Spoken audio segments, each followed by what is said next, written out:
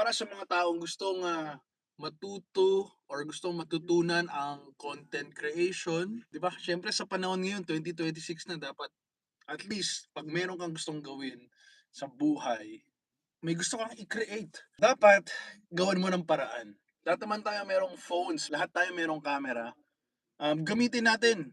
Okey lang kahit hindi siya yung pinakabago, pinakamahal, ang importante is nagagamit niyo, gumagana yung camera, gumagana yung microphone, tapos i-vlog niyo lang. Hindi naman kailangan i-vlog pero i-document niyo yung nangyayari sa buhay niyo. Dun kayo magsimula, magsimula kayo sa simple, 'di ba? Live to live. Sabay-sabay tayong matuto, hindi naman ako sobrang expert pero alam kong meron akong experience na puwede kong i-share sa inyo. Tsaka huwag niyong isipin na hindi kayo magaling, isipin niyo paano ako magiging magaling, ano yung mga dapat kong matutunan para gumaling ako kahit 1% everyday. Kasi ako or kung sino man magaling diyan, hindi naman sila nagsimulang magaling, hindi naman sila pinanganak na magaling. Sinubukan lang nila, sinimulan nila at natuto lang sila.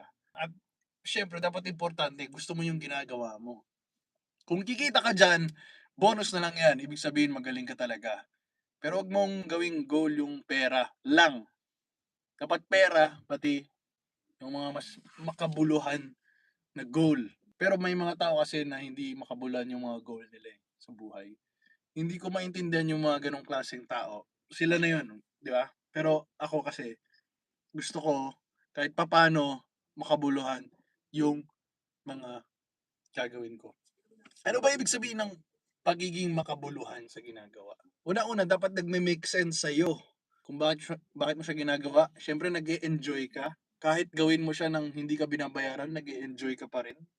Pero kung binabayaran ka, edi bonus na 'yun, 'di ba? At siyempre dapat nakakatulong ka rin sa ibang tao, 'di ba? Nakakagawa ka ng mas magandang mundo.